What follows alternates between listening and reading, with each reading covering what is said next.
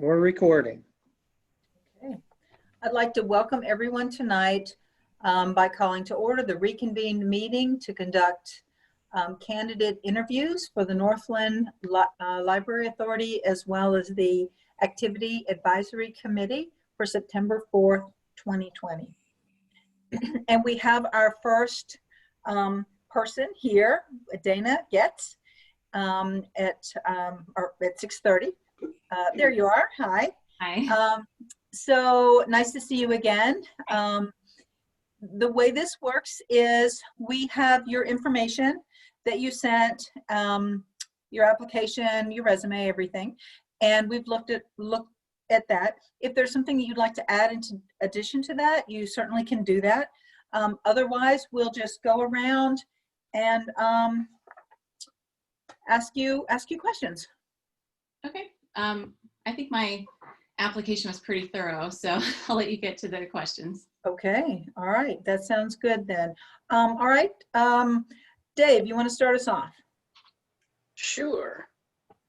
Hi, how are you doing? All right. How are you? Good. So thank you for interviewing with us. Sorry, I'm just having some monitor problems here. So it looks like I finally got everything working. Okay. Wow. So my question for you is, what are your thoughts or ideas on increasing, community involvement with the library, knowledge of what the library can do and what's there, what resources are available? What would your ideas be related to that? Okay. Well, I have a lot of ideas. I think the main thing I would say to start is that I really think that Northland is already doing a lot of being ahead of the curve in a lot of ways. They've already expanded beyond just traditional books. So they're doing digital things, and they have a lot of different programming. I think what I'd like to see happen is that we promote it more aggressively as something beyond a traditional library and more as a community hub or community center. I don't know if I would say rebranding, but I think I would really like to make a really aggressive campaign to let people know more about that. I don't feel like everybody does. I think there's a very active community that's a part of Northland, but I think it could extend beyond that. And I do have some specific ideas of some different activities or ways we could expand getting youth involved. I don't know if you want me to go into that now or if that might organically come up with other questions. So it's. Why don't you just throw one out now and then we'll. Okay. Well, I would say one of the things that I've thought about is they already have some really good youth programming going on there. But I think if we want to continue moving forward, it would be great to expand how we're getting youth involved there. So again, keeping it in mind as, more of a community hub. So I don't know if you're familiar with the movement called youth-driven spaces, but it's used in some different programs, and it's starting to expand more into libraries.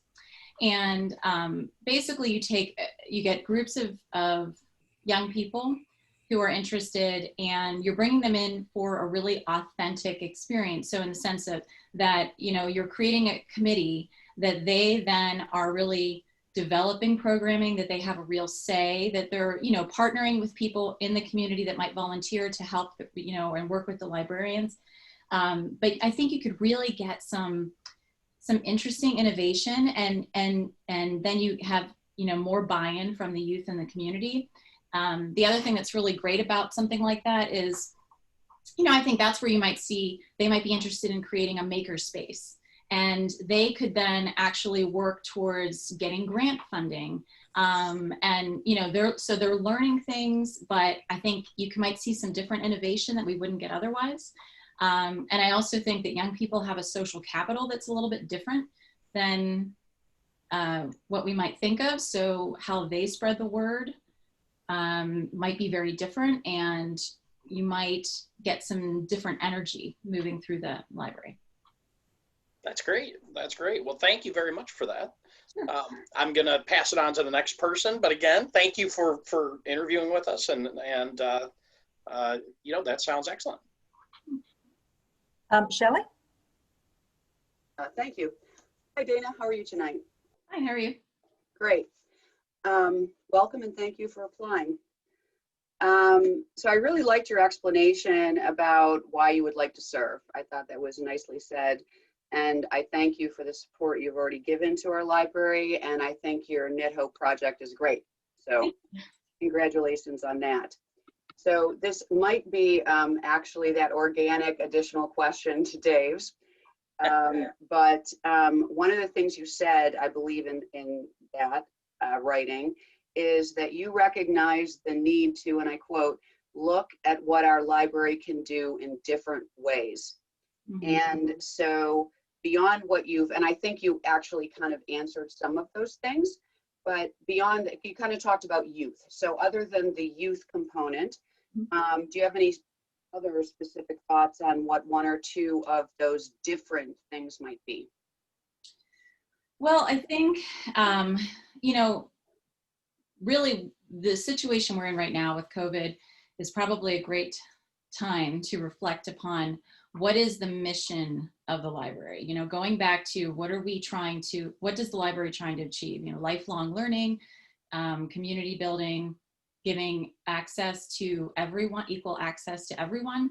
And so I think if you go back to that, it's okay to then look at it and say, okay, things have been done differently in the past, but as things change, we have to pivot and move with those times. I'm somebody, and my kids who are teenagers are people who still read paper books. I prefer them.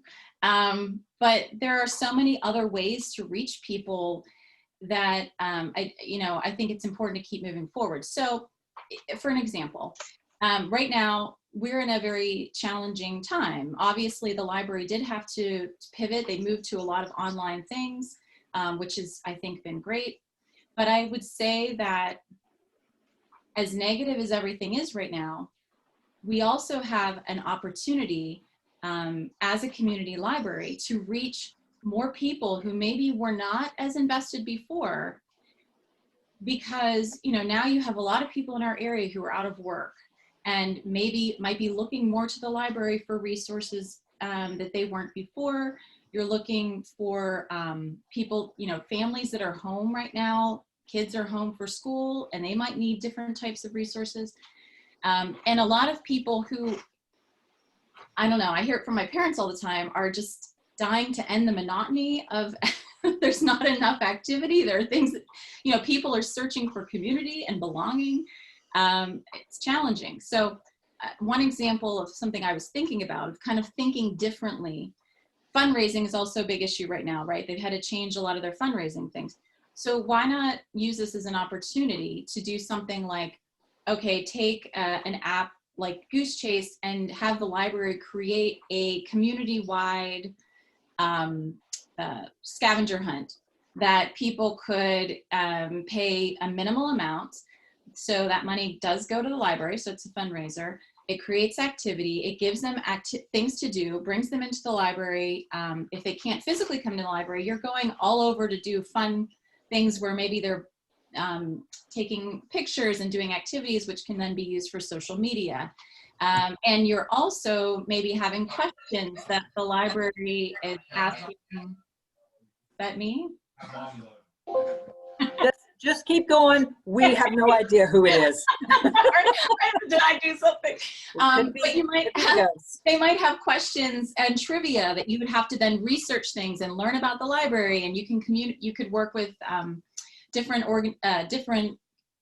local businesses and get things donated to, so I think what happens if you do those kinds of things, you reach out to people at a time when they really need it, in a little different way, a little creative way, then they become invested. And then when things hopefully sooner rather than later are better, and they're doing well and they have their jobs, and they'll remember that, and they're invested now, and we can grow out in different ways. You could have things like the library become a CSA drop-off for local farms.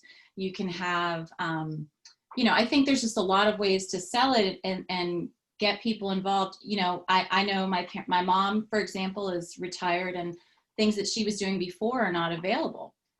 Bringing her, advertising specifically, targeting people that are newly retired. How do you use your, how can we bring you in maybe to work with, people that are out of work to practice their interviewing skills. I mean, I think there's a lot of things like that. We just have to look at it from a little bit of a different angle, knowing that we can still reach the same end goal. Did I talk too much? I'm sorry. Does that make sense? We only have 15 minutes, Dana. Sorry. Thank you, I get Dana. excited and then I Okay, talk a Dana, lot. we got more people to go. I'll pass on the gauntlet.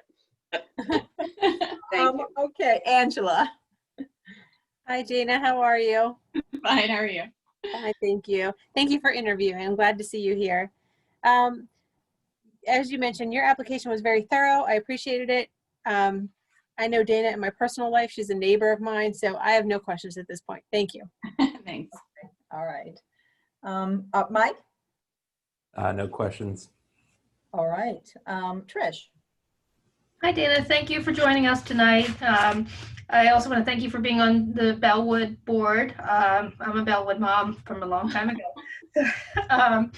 My question, just to latch on to what you were talking about with Shelly, is, we were talking about people who were previously not invested. And that's always been a priority of mine, is realizing that we have more types of people in our community than we often see that show up at the library for programs and things like that. Do you see any way that we can encourage a more diverse group to come into the library? And what groups do you see you would you like to have targeted for those kind of things? Well, I mean, one thing I've thought about before, and I know there's one little program for it, but we have a lot of people in our area who are new to the country. I would love to see us extend programming. Right now there is a practice conversation group, I think. But I think, if you think again of it as a real education community hub, wouldn't it be fantastic to let them share more with other people that are in the community? So we are very welcoming, and also we're all learning from each other. So letting them start to create some different programs beyond just, I think when they're doing that, that's helping everybody as well. So I think there are other groups, but that's something I think that would be interesting. The other thing I would say on a side note is, I know it's only North Allegheny, but 3 schools in the district are within walking distance of the library. So, are there ways to connect them a little bit more? And I know the other issue has been coming up about senior citizens dealing with a lot of the new technology, that it's going in that direction. What if you connected a lot of these teens who clearly have that knowledge with the senior citizens? So I think making everything more accessible to everybody and would be a way to bring more people in like that. Thank you. Thank you. Dana, I have no questions. I appreciate your applying, and looks like the Knit Hope project is really doing well. So yes, there have been a lot of pickups.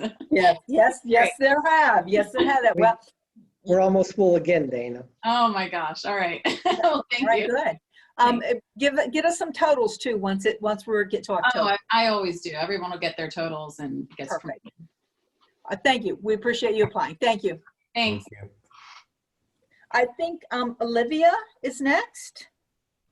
Are you Olivia? Yes. Hi. Hi. So I'm so bad at names that I'm just going to let you just say your last name. It is a bit scary to see. It's Glotfelty. Oh, okay. All right. Yeah. All right. Well, welcome, Olivia. And and I explained it to everyone the same way, just in case you didn't hear. And that is that we have your application and your information that you sent us. If there's something changed, that you need to add or something addition, just you can tell us now. Otherwise, we'll just go around and ask you questions, okay? Okay. Yeah, the only thing that I would add is I was in the process of getting a certification in evidence-based practice for work, so I have an added credential to my name, but that's not super important, but just Okay. Okay, great. Thank you. Thank you. Congratulations. Thank you. Okay, David? Hi, Olivia. How are you? I'm good. How are you? Good, thank you. Thank you for interviewing with us. Absolutely. So my question for you is, and I pretty much always have the same question that I start with, is what kind of ideas would you have on increasing, community engagement and community knowledge about what the library can offer, the different programs, that kind of thing? So a lot of my marketing ideas kind of have to do with social media, and I know there's a web presence the public library has, but especially now as things are moving virtual, I think that's even more of an important thing to really hit on, and getting into some of the more non-traditional aspects. So I teach a college class, so a lot of the college kids, they don't use Facebook anymore, or their younger siblings, which is what a lot of people are used to for marketing. So kind of tapping into some different social media platforms like Instagram, or even you can do ads on Snapchat now, which seems kind of silly, but that's how a lot of our youth, which I'll call them, are communicating now. And that's how they're like, hey, look at this cool thing that I saw. Do you guys want to go to this? So that's one way that I've kind of seen a lot of untapped potential in. And you have the infrastructure, you already have the social media marketing kind of plan. It's just expanding it to some of those other platforms. And alternatively, I mean, I was kind of in the latter end of the previous interview, the senior citizens and all of that programming, getting them used to all of this new virtual world. I know a lot of the senior care centers are kind of closed down, but getting in touch with their managers and their administration, and kind of, they still send around information. They can post flyers and things, and they're very happy and willing, at least the people that I've talked to kind of facilitate those interactions. So that's one way I kind of have a thought to expand marketing and get that awareness out. And even I know now, especially with COVID, all of the community events that are kind of happening for not charity, but kind of for charitable reasons, all of the food drives and things like that. And it's on my CV, but I'm part of the Junior League of Pittsburgh, and we just did a large drive with the League of Women Voters and put information in packets of food that were going out to people at all of the food drives that they're having, like out in Duquesne. So we're, spreading the word about our organization in a very easy way, but it's going out to, I think we ended up packing like 20,000 flyers into things. So that's one. I know that's happening in a lot of places. I know the North Hills Food Pantry is doing a lot of work. So kind of going out into the community that way. When people need help, the library is there, and I think they'll remember that. Excellent, thank you. Yeah. Okay, Shelly? Hi, Olivia. Nice Hi. to meet you. Nice to meet you too. Welcome. So based on your resume, you are a very, very, very busy individual, and I congratulate you on all that you've accomplished in a relatively short period of time. It's quite incredible. Thank you. My question is, what has been your personal experience with our Northland Library in terms of what you think is working and what isn't working so well and needs to be prioritized for the future? So my personal experience and what I think is working is a lot of your events that you do. I think there's a very wide variety that's happening. And actually, my husband and I, we moved out to the North Hills about 2 years ago. And one of the first things that we did when we moved out here was go to an event at the library. And I think offering that place of connection is something that Northland does really, really well. It's a comforting place. It's a welcoming place. And it just helps you kind of feel at home when you come out here. And it was funny, we had just gotten married a couple months before, and the person leading the event at the library was the organist for our wedding. So it was kind of all an interesting event that happened. But I think I really see the library and in general, but also what Northland does very well is offering that place of community and connection, which I think is something that a lot of people who live out in the North Hills want and expect and see in the library. And that's something that you're doing very well. Something that could be improved, I think, is some of the marketing, and the question that I answered before kind of touched on suggestions and things like that. But I'm very kind of on a bunch of Facebook pages and on a bunch of listservs and community pages, and sometimes I'll see something on the library's page if I go there to look for a book or something, and I'm like, oh, I didn't know about that event. I would have loved to go to that. So I think kind of expanding and thinking outside of the box about getting information about library events and things that are happening out would be good. That's really one of the only things that I can think of that I've experienced personally where I thought could have been a little bit better, but I'm sure there are other things that other people have thought. But that's just one that comes to mind, is seeing events that I wish I could have gone to. Thank you. Excellent answer. I'll pass it on. Angela? Hi, Olivia. Thank you for interviewing with us this evening. Absolutely. Your resume speaks for itself, so I have a different type of question. Can you tell me about an aspect of volunteer work that you really enjoyed? Yes, so I really enjoy well, and it's kind of changed now with COVID, but the face-to-face kind of working with the community aspect of things. And I keep going back to the junior league, but that's a lot of the volunteer work that I've had in the community so far. And we used to actually go and make breakfast at the Salvation Army for families.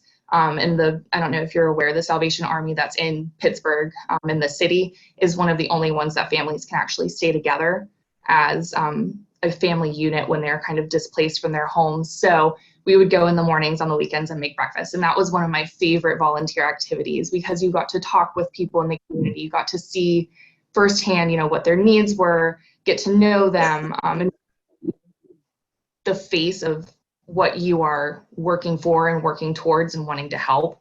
That was my favorite part of that opportunity. And one of the other things that's kind of not face-to-face now, which is a little easier to enjoy, is I really enjoy putting on events and doing fundraising, especially community outreach to small businesses. So my dad actually owns a small business down where we're from in Florida, and I really enjoy the small business community in various cities and kind of reaching out to them, seeing how we can help, get the word out about what they're doing while also kind of pulling them into the community. So those are two kind of different things, but they're both what I really enjoy. Very good. Thank you. Yeah. Okay. Mike? Hey, Olivia. I guess my question is, the internet has changed so many businesses, from travel to the music to movies, and it's changing or going to change the library experience. So what other things in academia or in your day-to-day life have you seen that we could make the library more relevant? And I guess we could even approach it like a different way. Like, just say, for example, half the books weren't in the library. I don't want that, but I'm saying if half the books weren't there, what would you backfill it with? Or what would we do in that space? Yeah, so I've actually, especially I work in a medical library, and that's happening to a lot of libraries and hospitals, is they're either all of their books are going away or their actual physical space is going away. And I think one way to kind of fill that gap is just to offer programming and resources, which I know you guys are doing, but making it especially relevant to what the community needs right now. So we're actually, and even though I'm at a hospital, I'm offering trainings for the residents and the nurses and the people that work at the hospital. I've even had a couple patients' families see my ad up on some of the bulletin boards for like Zoom trainings and figuring out how to navigate all these different virtual platforms, and just very basic information that will help people feel more comfortable and kind of speaking to what they need right now. And I had a thought in my head and it just went away. But offering those resources in that space and letting people know that the library can function in a very non-traditional way. So, and it seems very silly, but reminding people we have computers, we have printers and faxers, and faxers is not a word, but that's where my brain went. We can help you scan and do all this information or do all these things with information that you need, that you might not necessarily know how to do or need help with. And what made me think of this is when it was in the midst of all of the pandemic, all of the public libraries around the hospital that I work at were closed. And we kept getting calls from people in the community who needed a computer and who needed to print things, and they needed to file things with the court system, and just all of these community needs that weren't being met, and they didn't need books. So I think, you know, we're changing, and that's just how things are, but offering those virtual resources and those needs and those classes that are more tailored to, okay, we have a new skill set that we all need to have as a community, especially, and this is what I forgot, health literacy is really, really important. And I do it day to day in my job, but a lot of public libraries, that's kind of missing that piece of how do you find good health information? How do you know, I'm not just going to Google information about COVID-19 and take it for its word. Like, getting that skill set out there is, I think, something that could make libraries, especially Northland, kind of stand out and be a very beneficial resource to the community. So offering those more non-traditional current skill sets, I think, would kind of replace the more. Thank you. Yeah. Tricia. Hi there. Thanks for joining us, Olivia. You piqued my interest when you said using Snapchat, because I have a daughter who's 15 and I have no patience for it. So thank you for learning about it. But I'm curious to know, because I think that's a really important age group of kids in our community, that middle school through intermediate level, they do use Snapchat, but engaging them. Just curious, how would you use something like Snapchat with the 13, 14-year-olds in our community?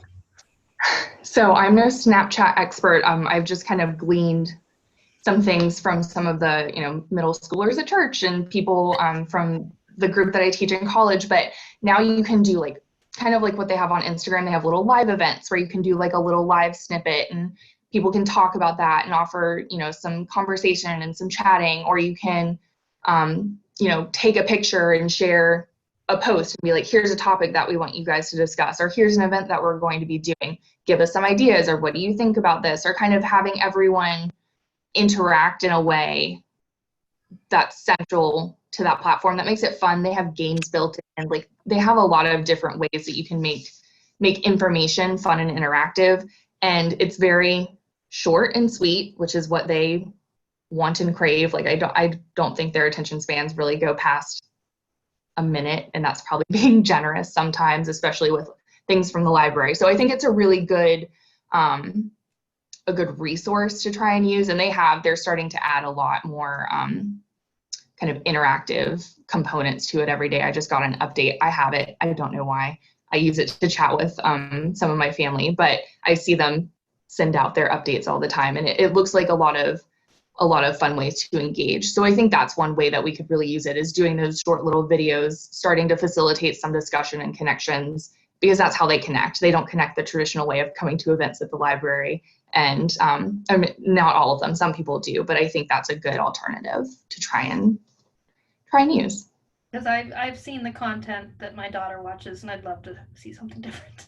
So. Yes, and it would be safe and wholesome content, which I think some parents would also appreciate to see on Snapchat. So they'll never watch it. Sorry. Sorry. Tricia, anything else, dear? That's all. Thank you. Okay. Mm-hmm. All right. Olivia, I don't have any questions for you. Thank you so much for applying and interviewing. We appreciate it so much. Absolutely. Thank you. Thank you. Thank you. All right. Our next candidate is Rita Martin. So we have, there you are. Hello. Hi. Hi. Rita, we have your application here and your resume. And if you need to update anything or give us anything more, then please do that now. Or otherwise, we'll just get started with the questions. Ready to go. Ready to go. All right. David. Hi, Rita. How are you? Fine, David. And Thank you for interviewing with us. Sure. I'm actually going to switch up my first question this time a little bit. And, from the resume that you provided, or the CV, I noticed that you were involved in some technology upgrades and upgrades to how the libraries worked within the NA school district. What do you see as kind of either the next wave of that or something that Northland can do along the same lines? Is there anything that pops into your mind where you see that coming up? Yes, well, I've been out of the public school library for 4 years, and I'm sure in 4 years it has changed immensely. But I was there for renovations. I was there, set up my own hub when everything first started. It was great. Now, I think one of the things that is, I'm sure, I had 3 labs in my library, and they were full all the time. But now they've taken all that into the classroom. So I think one thing that libraries need to do is have computers available for checking out. Let people take those computers home, give them a hotspot. A lot of people don't have access to that. Sometimes your computer crashes. I know that in this COVID-19 environment, I was talking to someone who said she couldn't teach, kid couldn't learn, and the husband could not meet because their computer crashed. So, we need those kinds of things available at the library, and I think that's what's happening in some of our NA libraries. I think when computers crash, they can come in there and take one home, another one. So those are kind of, and we also need to be offering information assessment classes. What is real information? And that's something that at NA I was big on. Is this what is the source? Where did you get this from? Blah blah blah. And I think that has to happen in our local libraries too, because there's a lot of misinformation out there. I think that's a great idea. So, well, thank you very much. I'm going to pass it on to the next person, but I love the answer, and thank you. Shelly? Yeah, how are you? Good, Shell. So welcome. Thank you for applying. And also thank you for your many years of service on the Northland Library Foundation. That was Still there. oh, you're still there. Yes, I am. I was I didn't want to leave for a while. I was finally at a place where I felt comfortable to leave. I've been there 15 years and I've seen it go from awful to wonderful. And that's what I was waiting for. I'm still taking notes. I'm still the secretary, but come January, that will end. Okay. Well, it's important work, and it supports the library. The library wouldn't be here without the work of the foundation. I have had the privilege of seeing the last 2 candidates, and keep their names, because if they do not make this authority board, they need to be on that foundation board. They've got great ideas. Good to know. So I was interested to, I don't know whether, which is okay, it's kind of our library, a little boastful, or I really was interested when you expressed your opinion that Northland, I think you said Northland is, but I would say Northland may be second only to the Carnegie in Allegheny County.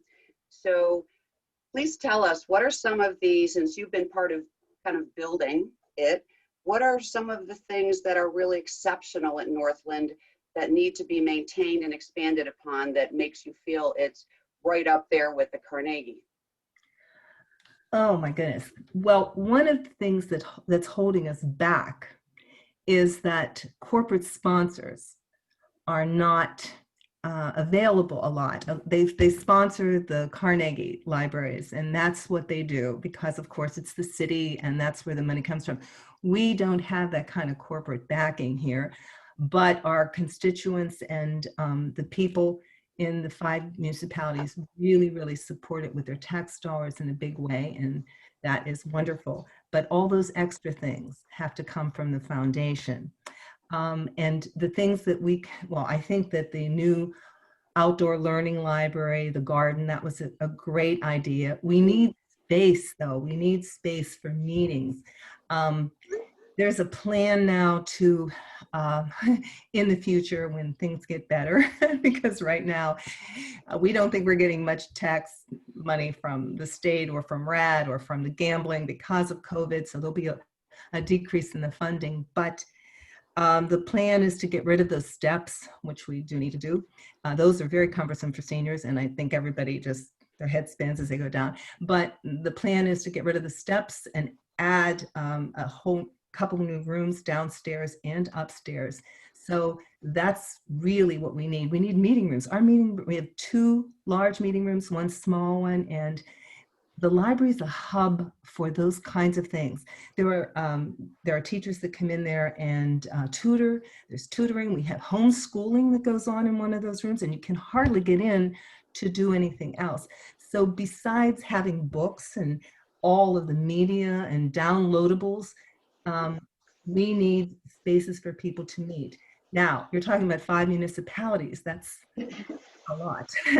That's a lot. So that's what I would say. One of the things that would help us a lot is that. As far as competing with the Carnegie, I don't know that we don't. We have mutual. We share all those resources. Libraries are all combined. You can get your books from anywhere. Those are all important things. But our children's librarian is amazing. Our adult services, they just do so much. And Amy Steele, who is the director, and I cannot say enough about her. We got a new roof and a new HVAC system, and she was able to secure $75,000 of money from the state to do that with. And there's just all kinds of things that go into making this such a great library and using the tax dollars that come in so wisely. She is excellent at that. I don't know if I answered your question, but we're already there. All right, I will pass it on to the next person. Thank you. Angela? Hi, Rita. How are you today? Good, Ange. Good. Nice to see you. Thank you for applying. I feel like I don't have any questions to ask you right now, Rita. Thank you. Don't worry. I know. It's pretty much a done deal. Mike? Hi, Rita. Just a question as I asked others is, how do you keep the library modern and relevant to younger kids that are on their phones all the time? What are your thoughts? Yeah, it's it is really difficult. I mean, they're using their phones in school. They're using their phones for research in school. It is a problem. I know that when I was in the library, I made it relevant by bringing things in they loved, like graphic novels, movies, even movies related to their interest. I mean, there are visual learners and there are, oral learners. There's all kinds, and you have to adapt for all of them. I think we're becoming a society of visual learners anymore. It's difficult, and it's difficult for books to compete. And I'm still a book person, in some respects. But I think that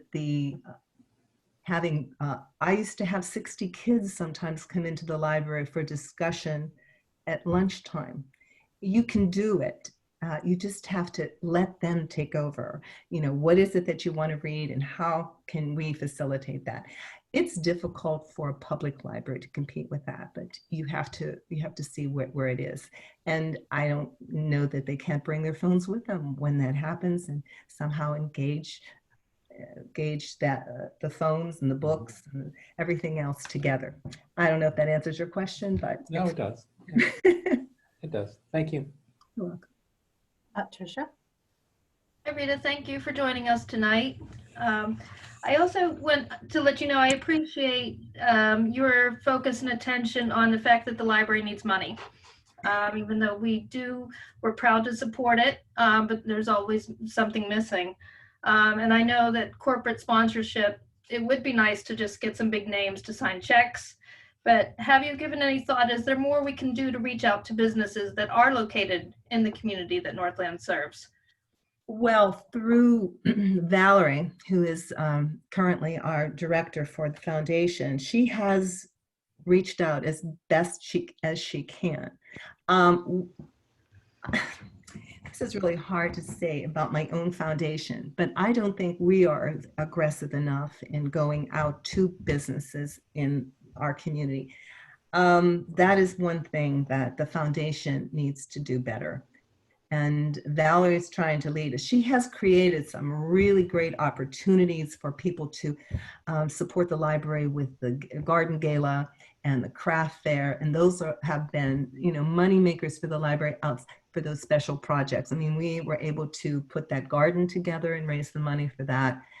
But knocking on those doors, sometimes you need someone who's inside to bring you in. It's hard to get in to talk to them about giving money, but if there's somebody there who is connected to the business or somebody who knows somebody and can get us in, we do try to do that. And sometimes Valerie takes me or somebody on the board with her, and she has approached, the car dealerships and things like that. So, but think about most of our businesses, if they're not corporate around here, and corporate sponsorship is very hard to get because they've got their priorities already engaged at that level.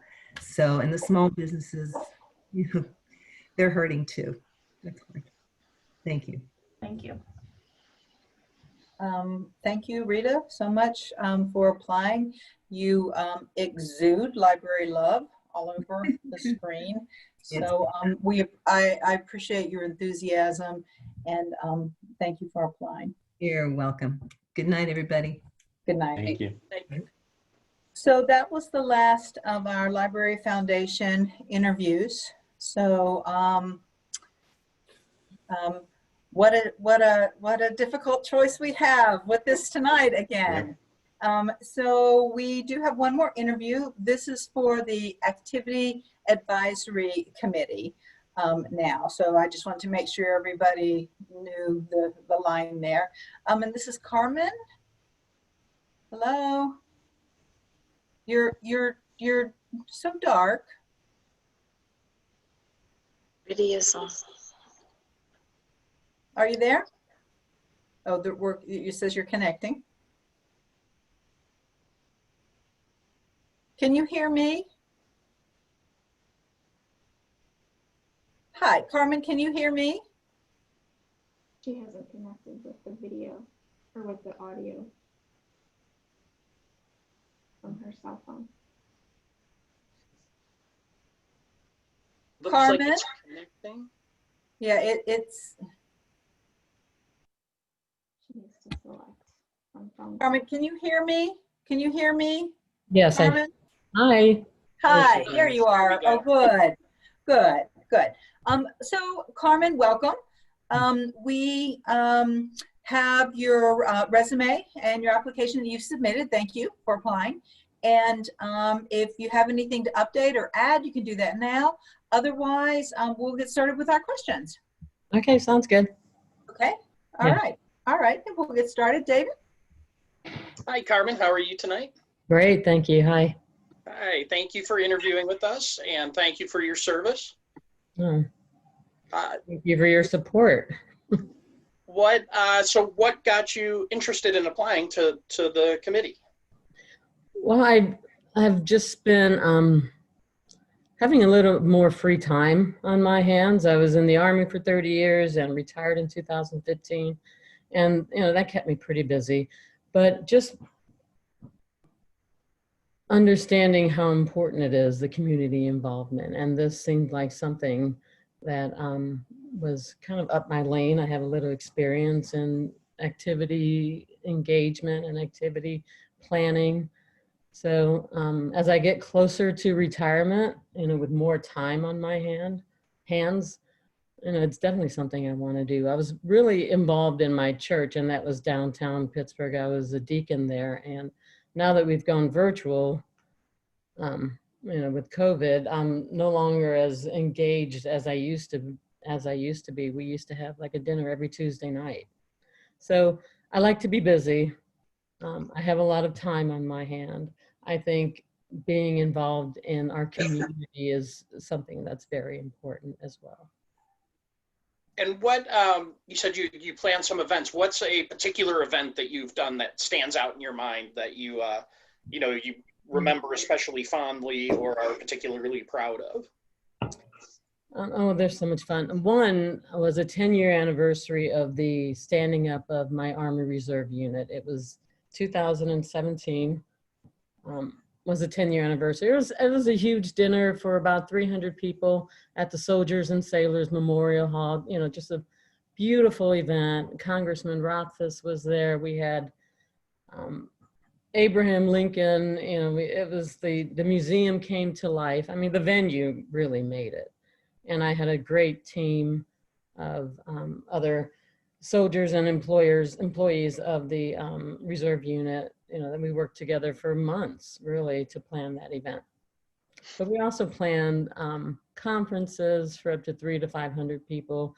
And usually with the conferences was a social event, a dinner. It's kind of a traditional military thing. And part of my job was I was the protocol officer. So I was always engaged and involved in, you know, the extra activities that really no one else wanted to do, but I thought were a blast. It was a lot of fun.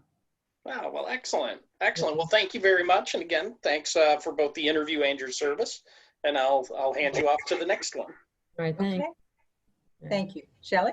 You know, the lighting is bad, I think. Hi, Carmen. Hi. I would like to reiterate, thank you for your service. 30 years is quite, did you say 30 years in the military? 30 years, yeah. That's quite extraordinary. Thanks. So I just have one question. So I don't know how much or how little you've, I mean, because the Activities Advisory Committee is quite new in the town of McCandless. So they don't have a lot of events under their belt yet. But so it's, I think it would be fair to say they're still kind of formulating their game plan going forward. But knowing what you might know about what the committee's done so far and just what's in your head, what ideas come to your mind for new or improved community activities in McCandless that you think would be welcomed by the community and actually engage the community better? Absolutely. Well, one thing that I've always wanted to do, in fact, I was meeting with the Friends of North Park, because I live really close to North Park, is a farmer's market. I mean, whether it's monthly or weekly, I live so close to the pool and the pool's been closed, as you know, so we have all that beautiful space there. And I spoke to the Friends of North Park and they were agreeable to it. We were gonna do like a food truck rally and a farmer's market, and I wouldn't compete against the Hampton one or the one in Ross at North Park, you know. I mean, we would certainly take those events into consideration when selecting one, but I think a farmer's market is a wonderful event that brings the community together. Just when I go for a walk at the pool, you see people hanging out, you know, with their trunks open and drinks, and they're just social distancing. But people definitely like to be out, and food is, you know, obviously a great way to bring people together, breaking bread, sharing a meal. So anything involving food is always good. I did read up on the activities, their mission, and I think the only thing I saw them doing was a Zoom bingo, which is a blast. You know, I think that's taking advantage of the technology, and virtual events is an amazing opportunity. But the farmer's market is the first thing that comes to mind. As far as exercising, you know, I mean, I just would love to capitalize on the park that we have, the library that we have. I think those are incredible assets in our community. So I don't think coming up with ideas would be difficult. And because there's a team, I guess about 7 or 10 people, there's so many ideas, it's executing it as it will be, you know, the fun part. And what, you know, kind of stops or prevents things from happening is the execution part.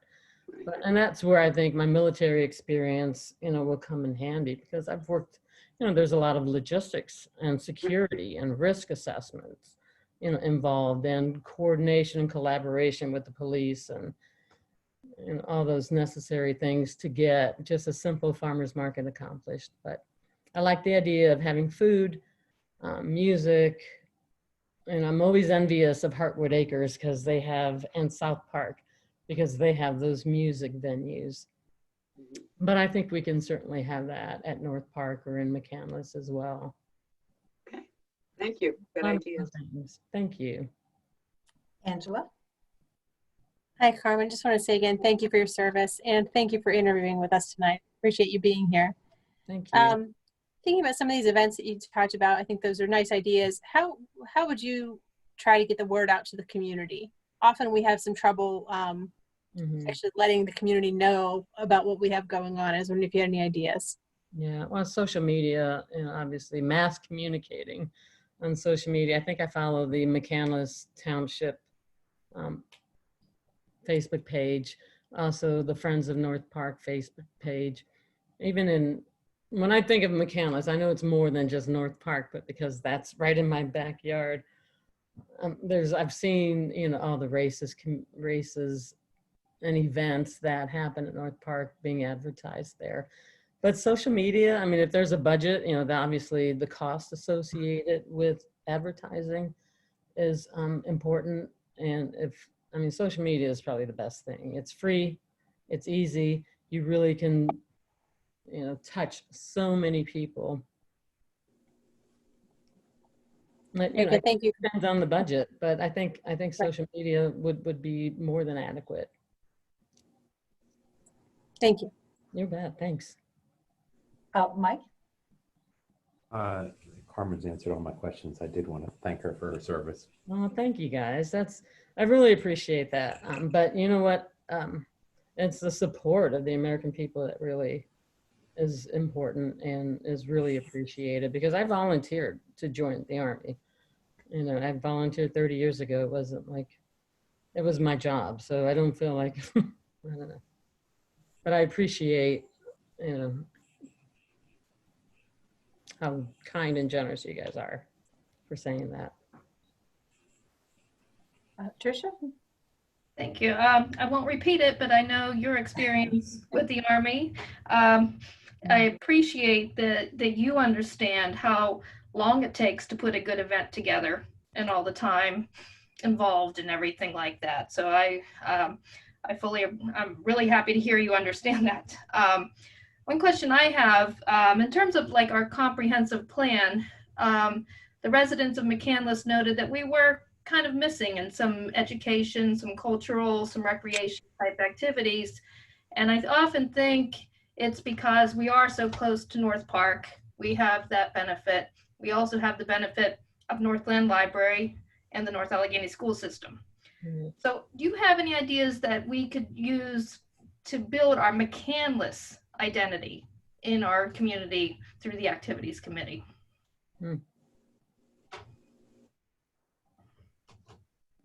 think I don't know if you mean by not including those 3 assets that we have. Well, like what can we do that is, like we looked at, like for example, the virtual bingo, we were trying to just, engage McCandless residents. But I don't know if there's any ideas that we can use to like just bring McCandless together and just build our identity and, say, here we have this opportunity for McCandless. With, right off the top of my head, no, not without, when I think of McCandless, I think, like I said, of the wonderful assets that we have. Absolutely. And even the, I've never been to it, but the little history, I don't see a lot of traffic there. So events in that area, I think we've had community events in that area. But history is so important. And if McCandless has a unique history, I'm not even that familiar with it, to be honest with you. But I should stop by there this weekend, possibly. But that's something, if that is what the council wants the committee to focus on, I'm sure we can certainly come up with, a strategy or a plan to highlight, McCandless as a community. Given those specific goals and those specific, like if we're given that specific goal, that would be a fun project to have. Right. And Thank it's you. nice to have something that's specific to work on, if that's the intent. Great, thank you. That's it. I share your, I'm in full agreement that we've got such fabulous resources here. That thank you. Carmen, thank you for applying, and we appreciate you coming and interviewing with us today. And we have one more interview at our next meeting in 2 weeks. And at that time that we'll make our selection, okay? All right, sounds good. Thank you guys very much for the time. I appreciate it. Have a good evening. Night. Thank you, you too. Bye. Is there a motion to adjourn our reconvened meeting? So moved. Okay, that's Angela. Is there a second? Second. Okay, Trish.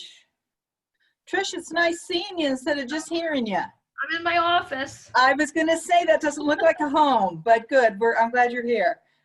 And we can hear you in like not 30 minutes after you've spoken, so that's nice. All those. Madam President, really quickly, just to make clear to the people that I've seen who have signed on, this is the end of the meeting for those interviews. Our actual meeting is about to start for the scheduled meeting for this week for all the stuff that was on the agenda. Right. Thank you for that clarification, Dave. This was just the reconvened meeting for our interviews from last meeting. It seems a little crazy, but this is the way they say we have to do it. So we adjourn this meeting, then we come right back on and do our business meeting for tonight. So yes, thank you, David. And that's what's going on, friends who've just joined us. You didn't miss it. You're just 2 minutes early. All right. All those in favor of adjourning? Aye. Aye. Opposed? Meeting is adjourned. See you on the next Zoom call. It's a different link. It's a different, of course it is.